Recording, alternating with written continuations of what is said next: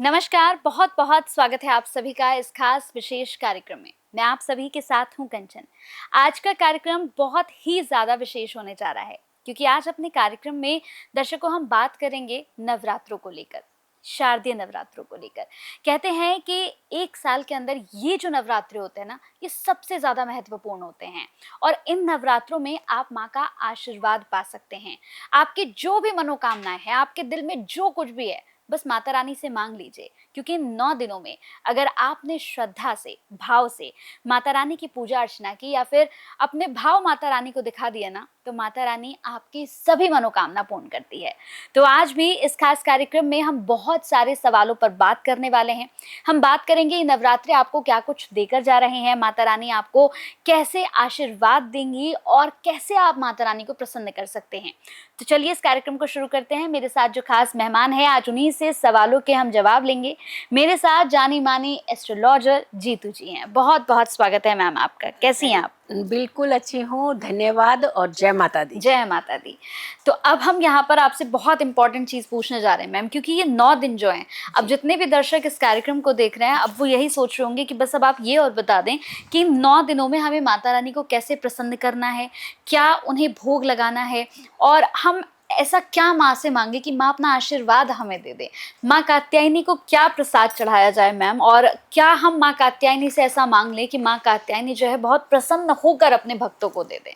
देखिए, सबसे पहले इम्पोर्टेंट है कि माँ कात्यायनी जो है ऋषि कात्यायन की पुत्री है। और दूसरी बात ये है कि इनकी 4 भुजाएं हैं और चारों हाथों में एक अभय मुद्रा है और दूसरा कमल है, खड़ग है इनके हाथों में और एक वरद मुद्रा है। देखिए, इन चीजों का जो सीधा संबंध हमारे जीवन के अंदर कहाँ आता है? इन सब का संबंध हमारे जीवन के अंदर हमारी एनर्जीज के साथ आता है, negative energies and positive energies. तो हमारी दोनों एनर्जीज, दोनों सेंसेस हमारे पास ही है।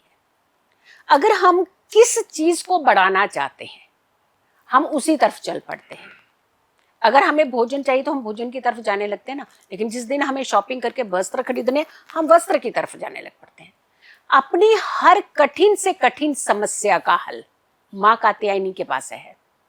आप कितनी भी समस्याएं से आप जूझ रहे हैं, और कठिन समस्याएं किसने पैदा करी है? हमने स्वयं। सबसे पहले तो कठिन समस्याएं कब हमारी पैदा होती हैं? जब हमारा विजन नहीं होता।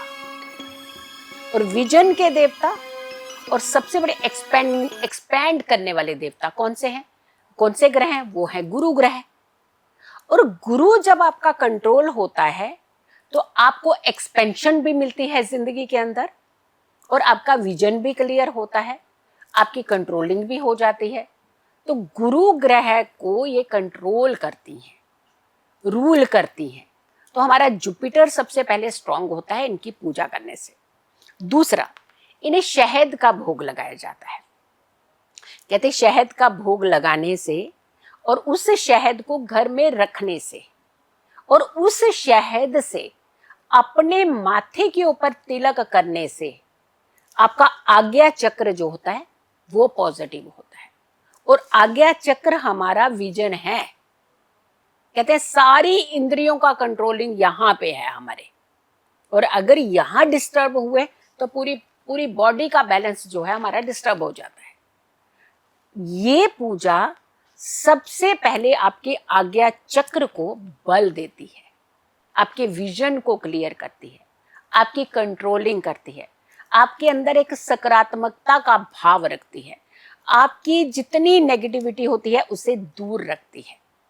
तो जब इतनी सारी चीजें आपके जीवन में अच्छी आ जाएंगी तो इस पूजा से आपको फल कितने सारे मिल गए। और पूजा कौन सी करनी है? एक माता रानी की। अगर 9 देवियों की पूजा कर सके तो इससे अच्छा कोई काम ही नहीं होता। फिर तो आप पूरे ब्रह्मांड की शक्तियां ले लेते हैं।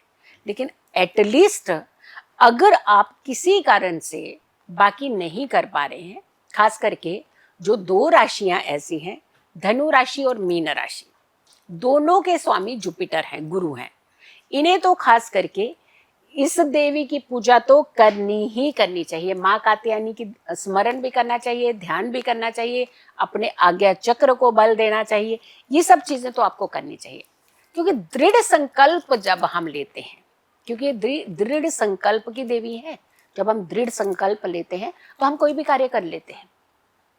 11वां अध्याय, दुर्गा सप्तशती का 11वां अध्याय आपके अंदर एक दृढ़ संकल्प भी देता है, आपके आज्ञा चक्र को बहुत अच्छा कंट्रोल करता है, आपके विजन को बहुत अच्छा कंट्रोल करता है, आपके अंदर एक पॉजिटिव एनर्जी का प्रवाह करता है, आपकी सारी नेगेटिव एनर्जी को दूर करता है, आप एक निरोगी काया पाते हैं। तो यानी सारा कुछ आपको मिल जाता है जब भी आप इस विधि विधान को करते हैं।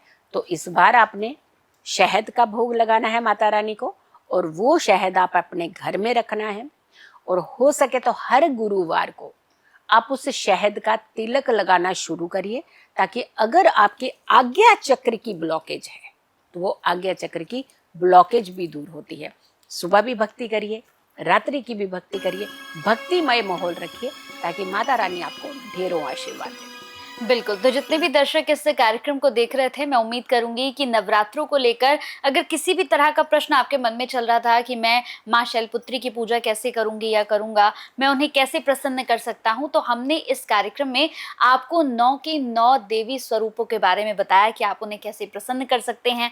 मैम ने हमें खास तौर से बताया कि आपको सप्तशती का कौन सा पाठ करना है। देखिए, ये आपको कोई नहीं बताएगा कि आप सप्तशती का कौन सा पाठ करें, और आप यहीं पर कंफ्यूज हो जाते हैं क्योंकि आपके पास समय उतना होता नहीं है। फिर आप सोचते हैं कि मैं पहला अध्याय करूं, दूसरा करूं, या फिर मैं अब चौथा करूं या ना करूं।